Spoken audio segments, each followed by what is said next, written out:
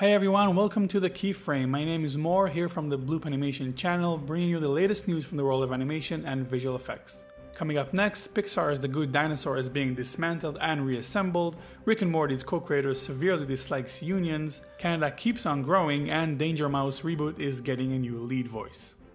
Pixar's upcoming film The Good Dinosaur has been hitting a very large bump towards its initial 2014 release. Bob Peterson, the co-director of Up, and the voice actor from many of Pixar's films, was laid off from the project about a year ago, meaning that the film would still be quite away from its final release at this point.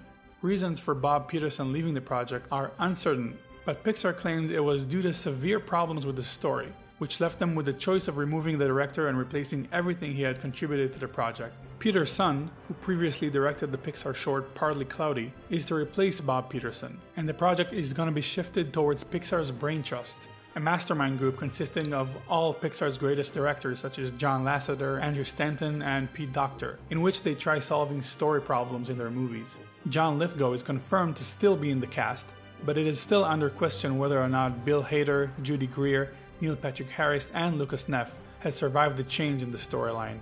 John Lithgow, who is one of the main actors in The Good Dinosaur, has this to say about the decision. "I recorded the entire role in Good Dinosaur.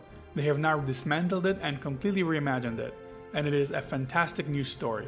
So I'm going to record again on it within the next month. Don't worry, it's coming and it's going to be better than I ever imagined." With major changes in the film being made, meaning that huge chunks of the story elements will be replaced, new characters added, and new script recorded, this will push the Good Dinosaur cinematic release even further down the road to November 2015.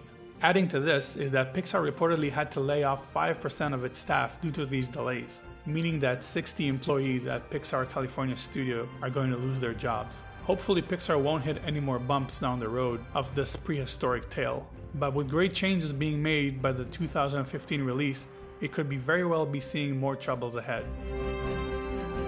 The Los Angeles-based animation union, the Animation Guild, was successful on September 15 in giving the animators of Rick and Morty better pay and benefits for the overworked staff. Rick and Morty is a very popular Adult Swim animation that saw first light in 2013 and has a steadily growing fan base. But the studio Rick and Morty LLC was put under very negative light as every single employee in the studio got together mid-production to air out their dislikes of how things are running, complaining about having to work 60 hours a week and not being paid sufficient overtime. Justin Roiland, co-creator of Rick and Morty, went on the show's subreddit and vented out his own frustrations about the unions with some very crude comments before it was eventually deleted. However, the gist of it all was that he was frustrated over how the union approached the situation, having first targeted Starburn, which was an old studio no longer in production, when everything was moved over to Rick and Morty LLC, which then led to a hastily put together settlement to be made by the actual show's studio due to the new studio not having made any deal with the union after its creation. Roiland was trying very hard to defend the position of his studio by claiming that the union has strong-armed the employees to walk out the door, and claiming that they hadn't sounded any alarms about the working conditions in the studio to himself or the co-creator Dan Harmon. The union itself made a counter-statement towards the Rick and Morty studio, saying that they weren't very uncooperative, which led to the chaos of trying to reach a settlement in such a short time by withholding information and not answering phone calls. What's more is that it seems the studio was well aware of the displeasing feeling of its animators, as the studio had organized anti-union meetings, scaring them from joining the Animation Guild by claiming that they had terrible health plan. However, it was the lack of the health plan at Rick and Morty LLC that initially led to the animators organizing. All in all, the studio executives were well aware of how bad the conditions were in the studio for their employees, meaning that all of this could have been easily avoided by making a deal early on before the union got involved.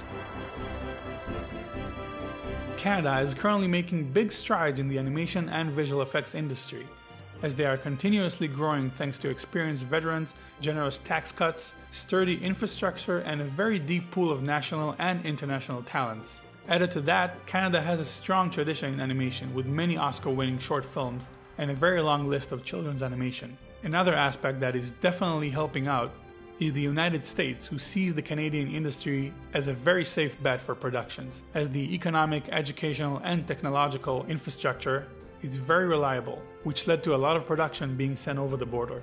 The country has recently attracted ILM and Sony to open new studios, It looks like the growth will continue as the Sony ImageWorks studio grew from 80 employees to 350 in 4 years, and ILM from 100 to 220 employees in even less time. 3 months ago, it was announced by BBC that they would bring back Danger Mouse to the screen in a reboot that is to launch in 2015. The production is done via CBBC in collaboration with Fremantle Media Kids and Family, and will star many prominent British actors. One of them is Alexander Armstrong, who will voice Danger Mouse. Alexander is a well-established actor and comedian in Great Britain, having starred in many TV shows and movies, including Pointless and Matchpoint.